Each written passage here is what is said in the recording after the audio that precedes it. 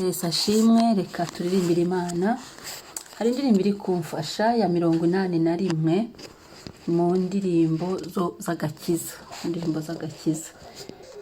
reka turirimbe. Ni indirimbo ya 81 mu ndirimbo z'agakiza. Ngiyo mwaramutse niyo. Munda kumva amakuru y'umurwa uri kuratagera ibyago, kandi umucyo n'umwana w'intama umunsi umwe nzawinjiramo. Haleluya niko mvuza impundu, haleluya nzinjira mu murwa, haleluya ndi hafi kujyayo, umunsi umwe nzawinjiramo. Amarira aba muri uwo murwa, nta murubayo n'intambara, nta n'indwara ishobora kubayo, umunsi umwe nzawinjiramo. Haleluya nuzuye ibyishimo we, haleluya nzinjira mu murwa, haleluya ndi hafi kujyayo, umunsi umwe nzawinjiramo. Abazajya muri icyo gihugu bazaba bambaye imyenda yera, babikiwe ikamba ry'izahabu, umunsi umwe nzakigeramo. Haleluya nagushidikanya, mu ijuru hari umunezero, nta mubabaro uba mu ijuru, niringiye kuzinjiramo. Haleluya nagushidikanya we, mu ijuru hari umunezero, nta mubabaro ubayo mu ijuru, niringiye kuzinjiramo, niringiye kuzinjirayo, niringiye kuzinjiramo, oh niringiye kwizinjirayo. Abazaba muri icyo gihugu rero bazaba bambaye imyenda yera, babikiwe ikamba ry'izahabu, umunsi umwe nzakigeramo. Nta gahinda kabayo mu ijuru, oh nta gushidikanya mu ijuru iyo, nta mubabaro ubayo mu ijuru, niringiye kuzinjiramo. Haleluya haleluya, niringiye kuzinjiramo, niringiye kuzinjiramo. Hereza Yesu icyubahiro. Haleluya kubw'umurwa mwiza, ngo nkunda kumva amakuru yo mu ijuru, ngahatagera ibyago, kandi umucyo n'umwana w'intama ni Yesu niwe uhabereye umucyo, umunsi umwe zinjirayo. Ndagira ngo nkwibutse ngo ibyo urimo byose, ibyo turimo byose, ijuru ririho kandi abera nibo bazaritaha. Ndagira ngo uyu mwaka wongere wibuke ko ijuru ririho kandi abera nibo bazaritaha. Ndagira ngo nkongere nkwibutse ngo kora usiganwa, nkore nsiganwa, kuko Kristo ari hafi kugaruka. Yesu azaza nta kabuza. Ijuru ririho kandi yizinjiramo abihanye, abakijijwe. Ukaba wifuza kuzabona Imana, kiranuka, ezwa, ducunguze uburyo umwete, dukore vuba vuba igihe ni gito, umwami ari hafi. Kristo yubahwe, Kristo asingizwe.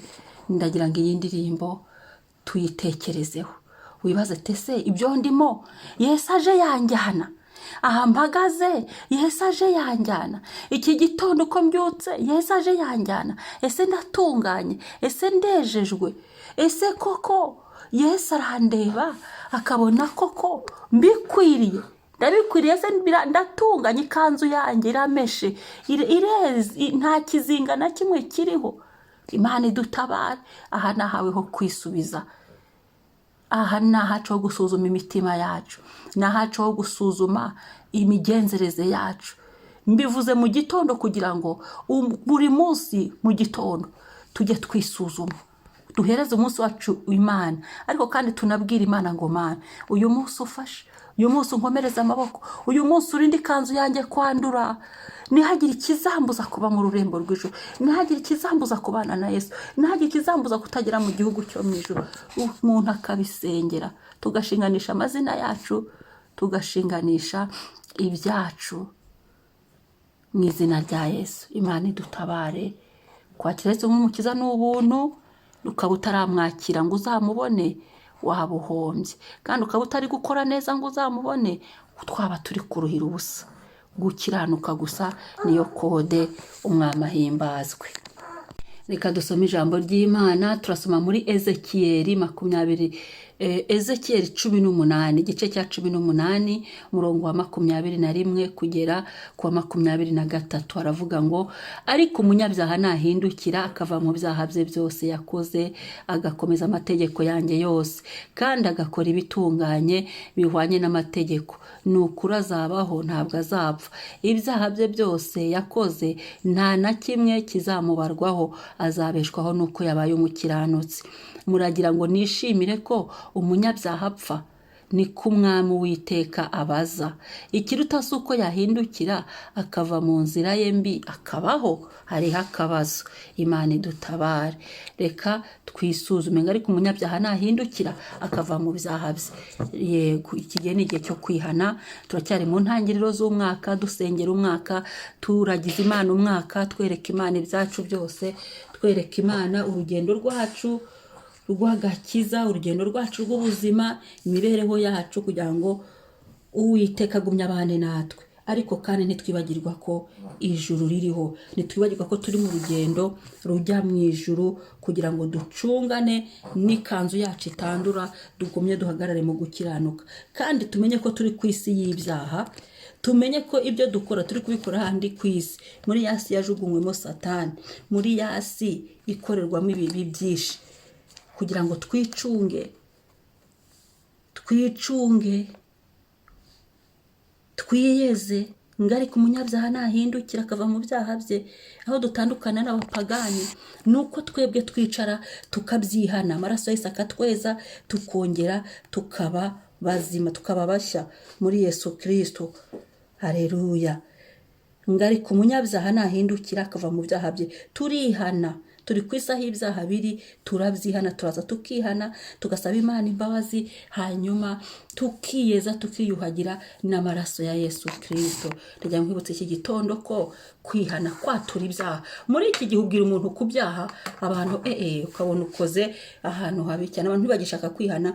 Abantu bamubwira ati nyaboneka saba mwene si imbabazi, wakosheje ahangaha gira gutya. Abantu guca bugufi biragoye, ariko ndagira ngo nkwibutse ngo ca bugufi.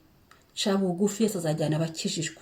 Ihane. Niba ari aho gusaba imbabazi, musaba imbabazi, ntacyo bitwaye, ariko wibonera ijuru. Kirahanuka, ntacyo bitwaye, wibonera ijuru, twibonera ijuru. Imana ntago yishimira. Ku murongo wa 23 yavuze ngo, muragira ngo nishimira ko umunyabyaha apfa. Imana ntago ibyishimira, Imana ibibabaye. Niba kandi tubana n'abanyabyaha, tubasengere, basengere Yesu nabo bagerewe. Iyaguhaye agakiza nabo yabageraho. Yesu aracyateze ibiganza, nabo yarabapfiriye, yarabakeneye. Gira umuhati uyu mwaka, ugira abantu uzanye kwa Yesu. Gira abanyabyaha usengeye, gira abantu bataramenya Yesu usengeye. Basi uyu mwaka uvuga ati mu ntego nihaye, zana umwe kwa Yesu da. Umuntu umwe uzamusengere, umubwire Yesu, umubwire agakiza, umwigishe, umuzane mu nzira y'agakiza, nawe ukize ubugingo bwe, kuko iki nicyo Yesu yapfiriye. Nizere ko uyu mwaka mu migambi yawe, muri proje zawe, wasizemo no kugira umuntu umwe usengeye, wingingiye Imana ikamuvana mu byaha, akamenya agakiza, akamenya Kristo. Reka dusengere abanyabyaha iki gitondo. Mu muryango wawe barimo batarakizwa, bataramenya Yesu. Yewe mu rugo aho ngaho uri barimo batarakizwa, aho waraye barimo, mu gihugu urimo barimo. Hari henshi Yesu, hari n'abamwumvishe baramuhakana. Hari abo Satani yabeshye ashyiraho impamvu imbere yabo, banga gukizwa, banga kwakira Yesu. Ariko uko byagenda kose, hari igihugu cyiza, na uzi umunezero wagira usanze mukuru wawe mu ijuru, usanze abavandimwe bawe mugaburira mu ijuru, uzi umunezero kubona abana bawe mu ijuru, uzi umunezero kubona ujyanye n'uwo mwashakanye mu ijuru, uzi umunezero kubona aho washatse bari mu ijuru. Mbwira nawe uwo munezero. Reka dusenge Imana. Uzi umunezero ubonye aho uri, karitsiye utuyemo, ukazahura n'abantu babo bari mu ijuru. Dukizwe neza kandi natwe abakijijwe, abamenye Yesu dukiranuke neza nta kuvanga. Amen. Haleluya. Yesu ndagushimiye ubuntu bw'umunsi, ndagushimiye uyu munsi mwami. Muririmbyi yawe uri nkunda kumva amakuru yo mu ijuru. Haleluya. Ngo mu ijuru nta mubabaro nta muruho. Iki gitondo twongeye kwibuka mu ijuru iwacu aho tujya, ntitubyibagirwa. Rigiye gusa rimwe na rimwe dutuza tugahugirwa mu bindi, ariko ntabwo turabisa. Bateze umwami n'umukiza, urugendo ruba rutangiye rwo kujya kubana na Yesu Kristo. Turasenze mwami ngo dukomereze mu rugendo rw'agakiza.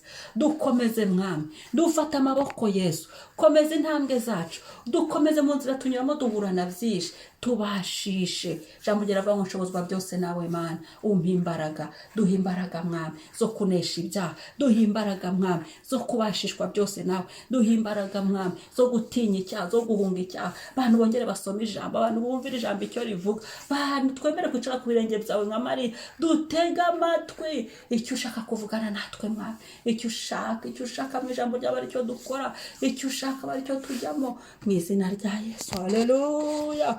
Haleluya. Uyu munsi turasenze mwami, uturindira ubugingo mwami, uturindira amazina. Mu izina rya Yesu dusengera abapagani, abatarakumenya Mana. Hirya no hino ku isi hari ubutumwa bwiza butaragera.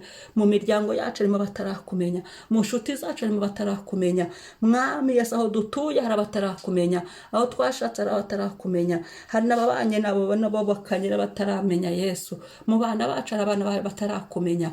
Turasenze mwami, umwuka wera utuma abantu bakizwa, ni wowe wemeza iby'ibyaha. Genda ugenderera iyo mitima, tuyizamuye imbere yawe uyu munsi mwami. Abanyabyaha bakizwe uyu mwaka mwami, udushoboze kuvuga ubutumwa bwiza, udushoboze kwamamaza Yesu, abantu bahinduke. Kandi Yesu turagusabye ngo ugumye ugenderera abacu mwami, uko tugutabaza wumve gusenga kwacu, uhereze bene wacu agakiza, uhereze abacu agakiza, uhereze abo dusengeye agakiza, mu izina rya Yesu. Urakoze Mana.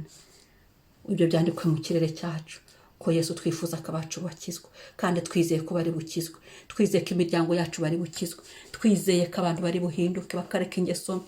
Turabyizeye Yesu. Amen. Amen. Murakoze. Wibuke gukora subscribe na share. Shalom. Nkunda kumva amakuru y'umurwa, uri kuratagera ibyago, kandi umucyo n'umwana w'intama, umunsi umwe nzawinjiramo. Haleluya, niko mvuza impundu. Haleluya, nzinjira mu ijuru. Haleluya, ndi hafi kujyamo, umunsi umwe nzawinjiramo. Haleluya, niko mvuza impundu we. Haleluya, nzinjira mu murwa. Haleluya, ndi hafi kujyayo, umunsi umwe nzawinjiramo.